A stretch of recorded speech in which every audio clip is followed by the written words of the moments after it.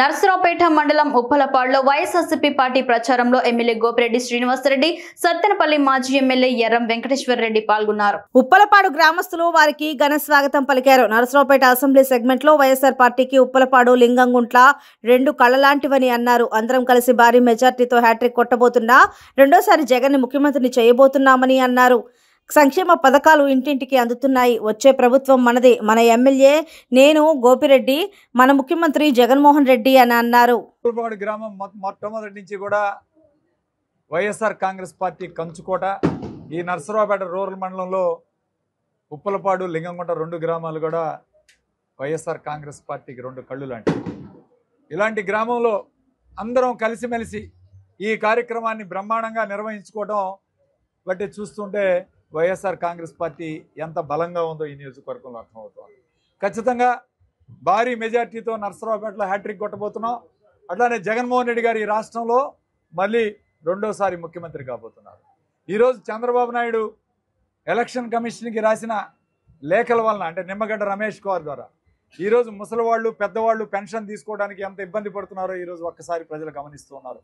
నేను ఉదయం నర్సరావుపేట పట్టణంలో పర్యటిస్తే ముసలివాళ్ళు మరి ఈరోజు ఎంత ఇబ్బంది పడుతున్నారో వాళ్ళు చెప్పడానికి వీల్లేదు. ఈరోజు బ్యాంకులకు వెళ్ళి పెన్షన్ తీసుకోవాలి, బ్యాంకుల అకౌంట్లో పెన్షన్ వేస్తున్నారు. కనీసం వాళ్ళు మెట్లు ఎక్కలేని వాళ్ళు, నడవలేని వాళ్ళు ఎంత ఇబ్బంది పడుతున్నారో ఇదంతా కూడా ఈ రాష్ట్రానికి శని చంద్రబాబు నాయుడు. ఎవరు కూడా కడుపులో మంట అనమాట. జగన్మోహన్ రెడ్డి గారు ఇలా పరిపాలిస్తున్నాడే, ఇలాంటి ఐడియాలు నాకు ఎందుకు రాలేదు? 14 సంవత్సరాలు పరిపాలన చేసి 40 సంవత్సరాలు ఇండస్ట్రీలో ఉంటే వాలంటీర్ వ్యవస్థ నాకు ఆలోచన రాలేదు, సచివాలయ వ్యవస్థ అసలే ఆలోచన రాలేదు, ఇవాళ భూములు రీసర్వే అనేది ఎప్పుడూ ఆలోచించలేదు, ఈరోజు మరి పేదలకి ఇంత సంక్షేమ పథకాలు ఎప్పుడు ఆలోచన చేయలేదు. కాబట్టి అతను జగన్మోహన్ రెడ్డి గారి మీద ఒక కోపంతో కక్ష పెట్టుకొని ఈనాడు, ఆంధ్రజ్యోతిలో కథలు రాపిస్తూ, మొదటి పేజీ నుంచి చివరి అక్షరం వరకు కూడా కథలు రాపిస్తూ, వ్యతిరేకంగా రాపిస్తూ ప్రజల్లో ఒక స్లో పాయిజన్ ఎక్కిచ్చే కార్యక్రమం చేస్తున్నాడు. కానీ ప్రజలు అది నమ్మే పరిస్థితిలో లేరు. ప్రజలు ఈరోజు సంక్షేమ పథకాలు ప్రతి ఇంటికి చేరాయి. వాలంటీర్ల ద్వారా ఈరోజు ప్రతి ఇంటికి, ప్రతి గడపకి కూడా చేరాయి. దీనివల్ల ప్రజలు సిద్ధంగా ఉన్నారు. జగన్మోహన్ రెడ్డి గారిని ముఖ్యమంత్రి చేసుకోవడానికి ప్రజలు సిద్ధంగా ఉన్నారు. ఇవాళ అంటే పోయినసారి ఎంపీగా పోటీ చేసి గెలిచిన లావు కృష్ణదేవరావు గారు మాట్లాడుతున్నారు. క్యాడర్ ఏదో వైఎస్ఆర్ కాంగ్రెస్ పార్టీని వీడుతుంది అని చెప్పి ప్రజలు చెప్తా ఉన్నారు. క్యాడర్ ఇప్పటికీ కూడా వైఎస్ఆర్ కాంగ్రెస్ పార్టీకి బలంగా పనిచేస్తున్నారు. ఎక్కడా లేని విధంగా ఈరోజు క్యాడర్ ఎన్నున్నా సరే మేము ఒకటే, జగన్మోహన్ రెడ్డి గారిని ముఖ్యమంత్రి చేసుకోవాలనే ఉద్దేశంతో ఈరోజు క్యాడర్ పనిచేసే కార్యక్రమం చేస్తున్నారు. ఎవరైతే పార్టీలు మారుతున్నారో అటు నుంచి ఇటు రావచ్చు, ఇటు నుంచి అటు పోవచ్చు, ఎన్నికల సమయంలో సర్వసాధారణంగా జరుగుతుంటాయి. వీటి గురించి పెద్ద ఆలోచన అవసరం లేదు. ఏదైతే బేస్ ప్లాట్ఫామ్ వేశాడో జగన్మోహన్ రెడ్డి గారు, నేరుగా ఆయన ప్రజలతో ఈరోజు డైరెక్ట్గా DBT scheme, direct benefit scheme ద్వారా ప్రజలకు కనెక్ట్ అయి ఉన్నాడు. ఎవరు ఎన్ని చెప్పినా, ఎవరు ఏం చేసినా జగన్మోహన్ రెడ్డి గారు ముఖ్యమంత్రి అవుతారు.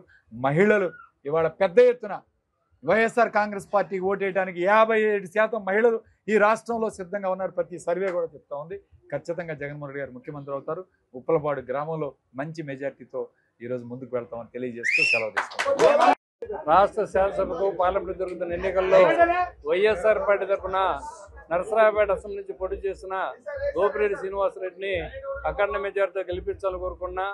గత 10 ఏళ్లలో శ్రీనివాసరెడ్డి గారు 5 సంవత్సరాల ప్రతిపక్షంలో ఉన్న, గత 5 ఏళ్ళ నుంచి కూడా రూలింగ్ పార్టీలో జగన్మోహన్ రెడ్డి గారి నాయకత్వంలో ఈ రాష్ట్రంలో వైఎస్ఆర్ పార్టీ అధికారంలో ఉన్న తర్వాత ఈ ప్రభుత్వం 5 సంవత్సరాలు చేసిన పథకాలకు కానీ, గత చంద్రబాబు నాయుడు గారు ఆయన ఉన్న పరిపాలన కంపేర్ చేసుకుని ఓటేమైనా ప్రధానంగా జగన్మోహన్ రెడ్డి గారు కోరుకున్నారు. కాబట్టి సంక్షేమాన్ని దృష్టిలో పెట్టుకొని గత ప్రభుత్వం కంపేర్ చేయాలని ప్రధానంగా కోరుతున్నారు. కాబట్టి అదే చంద్రబాబు నాయుడు గారు కోరుకుంటుంది ఏముందంటే, ఈ ప్రభుత్వం సర్వనాశనం అయిందని చెప్పుకుంటూ ఒక పక్కన వ్యవస్థని, అంటే వాలంటరీ వ్యవస్థని విమర్శించాడు.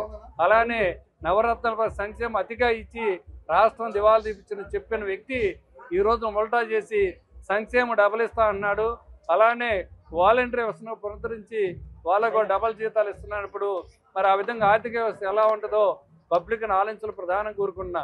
జగన్మోహన్ రెడ్డికి కోరుకుంటున్న ఒకటే, నా పథకాలు నేను చేసిన విధానం నచ్చితే ఖచ్చితంగా ఓటు ఆలోచించుకొని ఓటు వేయమని చెబుతున్నారు తప్పక వేరే చెప్పట్లేదు. కానీ ఆయన చంద్రబాబు నాయుడు గారు గత 5 ఏళ్ళు మరి అంటే రాష్ట్రం విడిపోయినాక 5 ఏళ్ళు, గతంలో ఇంకో 10 సంవత్సరాలు అంటే 30-40 ఇయర్స్ పైన అనుభవం వ్యక్తి పరిపాలన కంపేర్ చేయాలా. అంటే ఈ 5 ఏళ్లలో రాష్ట్రం ఏం జరిగింది, అంతకుముందు 5 ఏళ్ళు ఏం జరిగింది, లేదా రేపు నేను రాబోతే ఈ 5 ఏళ్ళకి భిన్నంగా నేను ఏం చేస్తానో చెప్పకుండా ప్రత్యేకంగా అవి చెప్పుకొని ఓటు అడుగుతున్నాను. కాబట్టి ఖచ్చితంగా పబ్లిక్ వైఎస్ఆర్ ఆదరిస్తారని అనుకుంటున్నాను. అలానే పెన్షన్ విధానం గమనించండి. ఒకవైపున కోర్టుకు పోయి వాళ్ళ పెన్షన్ వాలంటీర్ వస్తారు, పెన్షన్ ఇవ్వద్దని డోర్ మరి ఇంటికి పోయి పొద్దునే 1వ తారీఖు విధానాన్ని వాళ్ళు కోర్టు ద్వారా ఆపి ఈ రోజున మరి వృద్ధులు కానీ వికలాంగులు మొత్తం బాధపడుతుంటే వాళ్ళకి ఏ విధంగా ఎఫెక్ట్ అయింది కూడా ప్రజలు గమనిస్తున్నారు. కాబట్టి ఖచ్చితంగా వైఎస్ఆర్ పార్టీ తరఫున 175 మంది కూడా అందరూ పార్లమెంట్ కానీ ఎమ్మెల్యేలు కూడా పేన గుర్తులు ఎవరైతే పుడితే వాళ్ళందరూ కూడా గెలుస్తారని గెలిపిస్తారని కూడా ఆశిస్తున్నాం.